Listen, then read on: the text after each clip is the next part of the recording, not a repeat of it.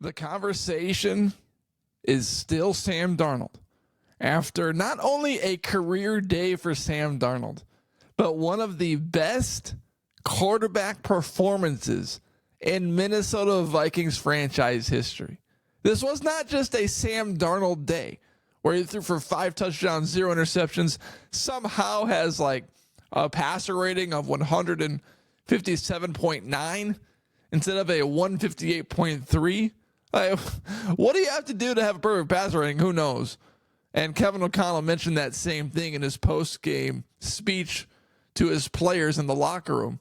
But the conversation has shifted towards MVP for Sam Darnold. Early on in the year, it was, Sam Darnold for MVP, Sam Darnold for MVP. Dan Orlovsky put him in his top 5 quarterbacks in terms of how they were playing after the first 4 weeks of the season. And I kind of poo-pooed some of that stuff because there was no way Sam Darnold was going to be able to continue that trajectory throughout the entire season. And he dipped mid-season against the Rams, against the Lions. His completion percentage was good, but you could tell that his effectiveness was not as high. And you could tell that the way he was playing the quarterback position was not as elite as he was earlier in the season. He just was not as in rhythm. He was not as consistent. He wasn't delivering the kind of throws that we saw earlier in the season. He was holding on to the football way too long. He was targeting Justin Jefferson tunnel vision style. And now we've seen a shift. And this is the biggest shift. And it's not that hard to figure out. You take a look at Jordan Addison this season, and he missed a few weeks at the beginning of the season following the Giants game because of an ankle issue. Came back versus Green Bay, caught a touchdown pass, schooled their cornerback on a, fake hitch and go route or whatever you call it. And then you look at Jordan Addison's targets throughout the season. And Green Bay, he had 4 targets. The Jets, he had 8 targets, only 3 catches for 36 yards. Detroit, he's targeted 4 times. The Rams, he was targeted 3 times. And here's the deal with the Rams game. This is after he posted the free number 3 thing.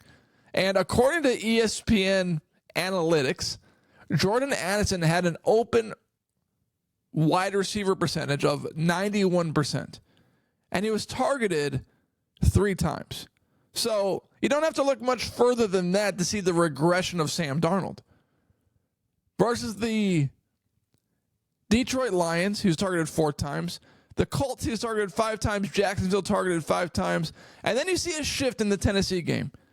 Targeted 8 times at Tennessee. Targeted 9 times at Chicago. Targeted 6 times at Arizona. And last week against the Atlanta Falcons, targeted 12 times.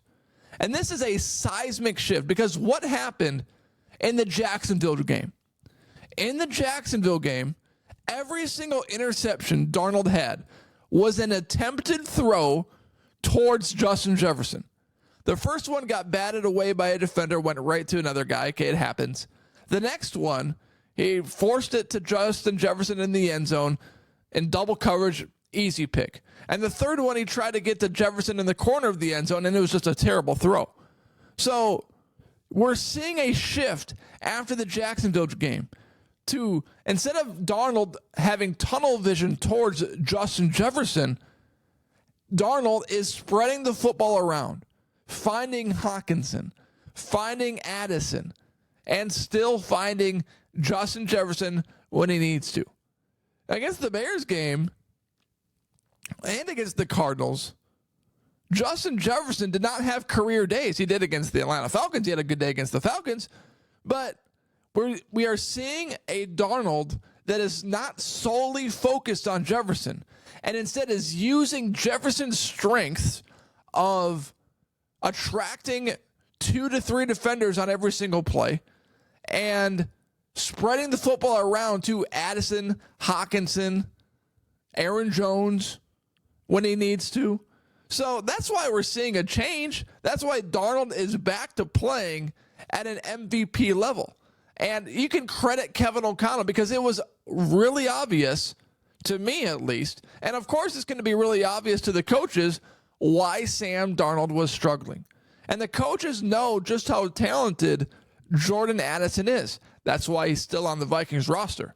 You think if Addison was a 6th round pick who had a alleged DWI, which he pled not guilty for, and drove 150 miles per hour because his dog was having an emergency before he even played a practice with the Minnesota. Do you think a 6th round pick would be on the Vikings roster, or an undrafted free agent would be on the Vikings roster after those situations? The answer is no. But Addison is so talented that the Minnesota Vikings need to keep him. And he is talented. And his talent right now is way better than the problem or problems that he has brought to the Minnesota Vikings organization. And now that Addison is becoming a focal point in the Minnesota Vikings offense, we are seeing Sam Darnold ascend to a new level this season that we have not yet seen this year. And that's the key. Throw it up to Addison. Give him a chance. And on the deep ball to Addison, the first one where he scored a touchdown, they underthrow. As a quarterback, as a fan watching the game, as a studier of the game, it seems like a quarterback that would rather, if you hit a receiver in stride, that's perfect. Walk right into the end zone. But if you had to choose whether you're going to overthrow a receiver or underthrow a receiver, underthrowing a wide receiver is the way better route. Because how many times does a cornerback run into the wide receiver without looking back at the ball, and it's a free 40 yards, 50 yards, 60 yards sometimes, depending on how far the bomb was?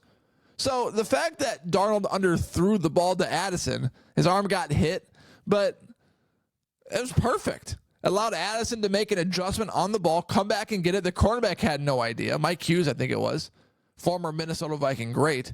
And Addison caught the ball, walked into the end zone. So if you're a quarterback in the NFL, I don't understand why you wouldn't gear towards an underthrow versus an overthrow.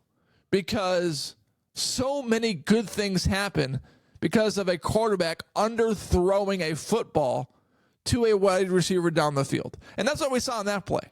It was a touchdown, but another one in the game, Addison came back to get the ball, pass interference. It happens. And we saw it many times throughout the game versus the Atlanta Falcons. The conversation now has shifted towards what happens next year. I love Jake's take yesterday. Jake delivered some beautiful takes on the pod yesterday, and I highly suggest it. Taking a look at that one. Because he made the case on why the Vikings should re-sign Sam Darnold to a 3-year deal. And he made the case why it would be good for Darnold and the Minnesota Vikings organization. And I didn't, refute him much. I just kind of listened to it and enjoyed it because it was juicy and had good nuggets and it was educated and it made sense. But here's why the Minnesota Vikings are not going to re-sign Sam Darnold. One, just for context sake, Adam Schefter reported recently that Sam Darnold and the Minnesota Vikings have had no discussions on a contract extension during the season. And insiders are now starting to get into it. Ben Gessling, who is an insider for the Star Tribune, he has his own podcast called Access Vikings. The Purple Persuasion, who always delivers, says, I don't think they're going to sign Sam Darnold after this season, per Ben Gessling via Access Vikings. Gessling mentions that the plan, the approach the whole time has been J.J. McCarthy, and that the Vikings are not going to say any of this publicly. Well, of course they're not. The Minnesota Vikings are the best at keeping secrets in the NFL. They never share their mind. They never share what's actually happening. But here's why the Vikings are not re-signing Sam Darnold long term. They just got out of Kirk Cousins' contract. And they want a fresh, new face, a guy that they believe in, a guy that they invested a top 10 pick in to be their quarterback of the future. Darnold is entering his prime, so there's a case to be made on re-signing Sam Darnold to a 3-year deal, letting it ride and let J.J. McCarthy pull a Jordan Love and sit behind him for a few years. And there's nothing wrong with that. But if you do re-sign Sam Darnold, all of the salary cap flexibility that Kwesi worked so hard and pulled so many strings to do is gone. You were cap strung by Kirk Cousins for years, and you couldn't make the moves you wanted to make because you're paying Kirk Cousins $45-50 million a year. And now that Cousins is gone, you have this flexibility. You have this money to spend in needed places. And the Minnesota Vikings coaching staff has proven that who's ever quarterback has had success on the Minnesota Vikings. Kirk Cousins a few years ago has a career with Kevin O'Connell. Sam Darnold this year, career year with Kevin O'Connell. They drafted J.J. McCarthy because they believe in J.J. McCarthy. And they were going to pursue that route because of their belief in J.J. McCarthy. They did not draft J.J. McCarthy because they felt they needed to draft J.J. McCarthy and grabbed a quarterback out of fear that they wouldn't grab one later on. They grabbed him because they had belief and faith in the quarterback. So they are not going to deviate from that plan, put themselves in a difficult salary cap situation by re-signing or franchise tagging Sam Darnold for many years for a bunch of money when they just got out of that situation. They drafted McCarthy to replace Cousins eventually so that they could have a rookie quarterback while paying so many other players around J.J. McCarthy. That's the road to the Super Bowl. That's the way the big boys do it.